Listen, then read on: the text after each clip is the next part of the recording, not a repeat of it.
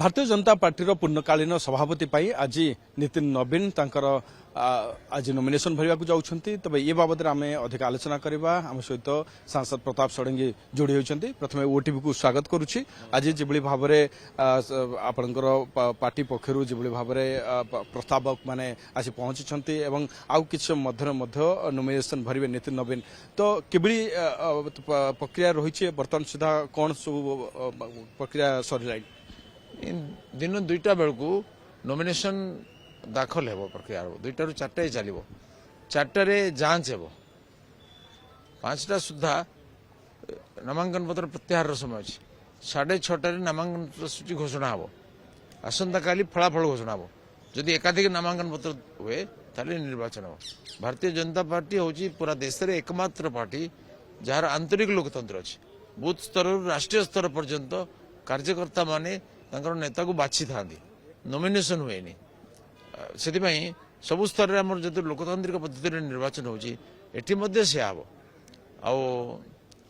नितिन नवीन भी जे दाखल करेंगे से योग्य दक्ष पारदर्शी व्यक्ति किंतु तथापि लोकतांत्रिक पद्धति सब काम हो।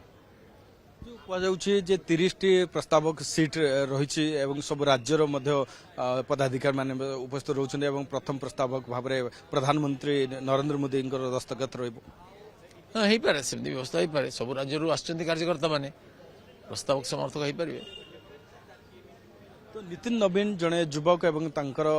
जो बयस रही 45 वर्ष सर्वकनिष्ठ पार्टी इतिहास रे कि या पूर्व एत कम बयस शीर्ष दायित्व नथिले किंतु आपको कौन लगुच बड़ आगु को चैलेंजिंग रही पार्टी 5टी राज्य में इलेक्शन रही अभिज्ञता नेतृत्व को लेकिन कौन कहे देखु बयस बड़ कथा नुहे बड़ कथा हूँ अभिज्ञता कार्य कर कौशल से जड़े अत्यंत संगठन कुशली दक्ष योग्य पारदर्शी व्यक्ति एवं तांकर विराट अभिज्ञता अच्छी से दृष्टि तांकर योग्यता दक्षता पर भरसा कर पार्टी पूरा अस्थायी दायित्व देछि। आज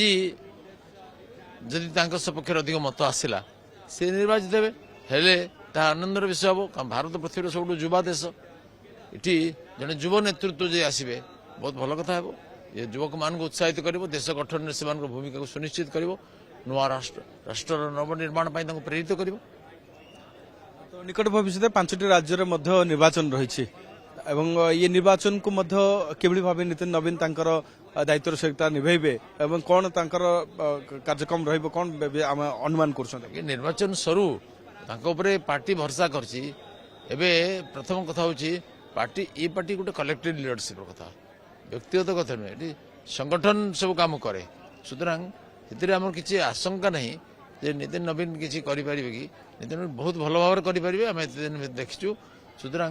पूरा भरसा अच्छी पार्टी जदि कार्यकर्ता भरसा करती अधिक भोट मिले से निर्वाचित होती जदि निर्विवादी भाव निर्वाचित होती ताले भविष्य तो कहबो जे से केते दक्षतापूर्वक काम कर। प्रस्तावक भाव में क्यों मैंने सब आशारू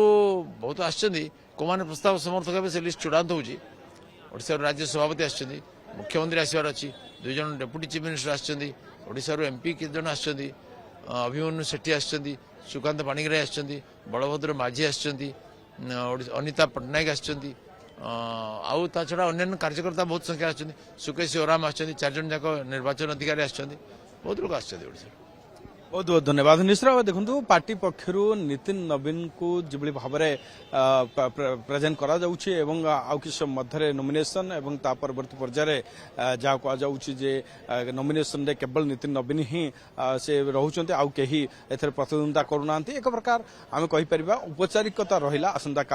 काली ना को लेकिन जहाँकि पूर्णकालीन सभापति भाव में पार्टी पक्षर एक घोषणा करा New Delhi camera person Gopal Shivanand Raut OTV.